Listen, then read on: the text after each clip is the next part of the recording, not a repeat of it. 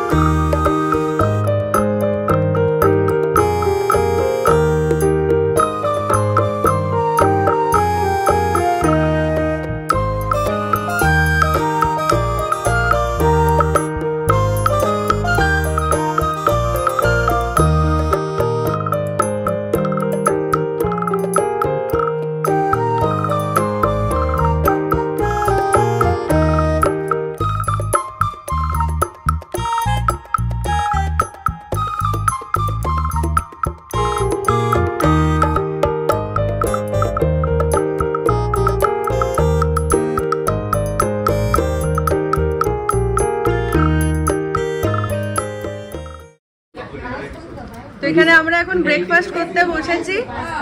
এই হাঁড়িতে হাঁড়িতে ব্রেকফাস্ট রয়েছে, পোলাও আর এখানে চলছে পনির। রোজ খাওয়ার তো একটা আলাদা মজা রয়েছে, আর একটা এক্সট্রা মজা হচ্ছে পরের দিন বাসি খাবারটা, যেটা মিস করা যাবে না, তাই না?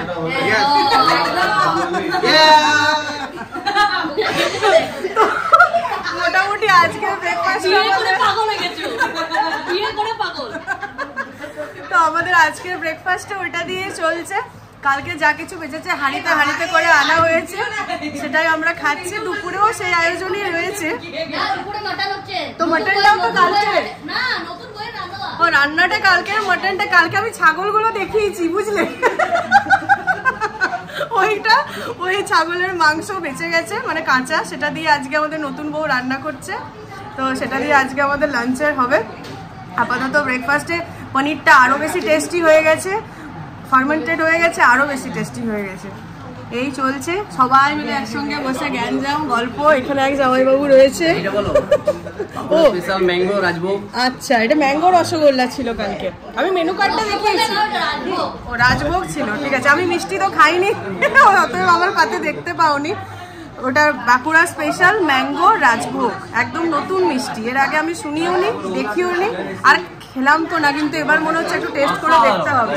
তাই ওই একটা আছে, আমার দিকেই তাকাচ্ছে। চলো এটি আমি ভাগ বসাবো। এই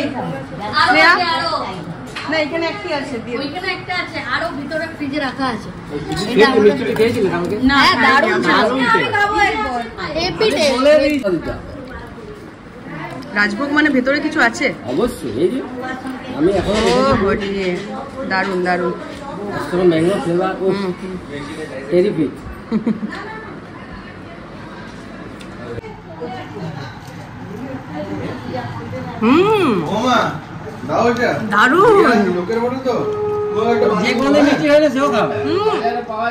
মানে গন্ধরাজ মোমো খেয়ে যারা গোল খেয়েছো, মানে গন্ধরাজ মোমোতে মোটেও গন্ধরাজের কোনো ফ্লেভার থাকে না, খালি কালারটা মেশানো থাকে। এটা কিন্তু সেরকম ঘোল খাবার না, একদম ম্যাঙ্গো ফ্লেভার রয়েছে, দারুন, কাঁচা আমের একটা ফ্লেভার, দারুন। তো খাওয়া দাওয়া আমাদের লাঞ্চ কমপ্লিট, আর তারপরে আমাদের পিকু সোনার আজকে তো একাদশী, কালকে মুখে ভাত সম্পূর্ণ পুরো টোটালি খুব ভালোভাবে হয়েছে, তোমরা ব্লগ অলরেডি দেখে নিয়েছো। আজকে রয়েছে একাদশী, বিকেলবেলা আমরা 4টা না 5টা মোটামুটি বাজছে, এখন আমরা একাদশী করছি। মানে অ্যাকচুয়ালি পিকু ঘুমিয়ে গেছিলো, ওঠার পর সমস্ত কিছু রেডি হয়েছে, এবারে পিকু সোনা খাবে আমাদের, হ্যাঁ বললাম আমাদের লাঞ্চ একদম মানে কালকের ওই মাটন রান্নাটা হয়েছে আজকে, ওই যে দুজন বসে আছে, কামিন বলছে নিজেদেরকে, মানে ঘরে কাজ করে করে কি অবস্থা দুজনে।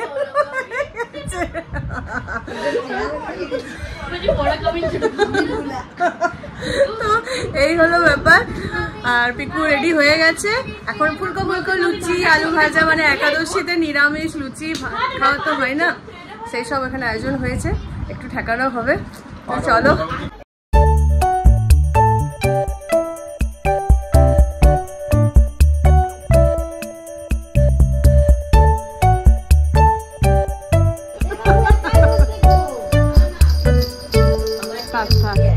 এই যে আমাদের পিকু সোনা এবার খাবে লুচি, চলো আগে কোনটা খাবে,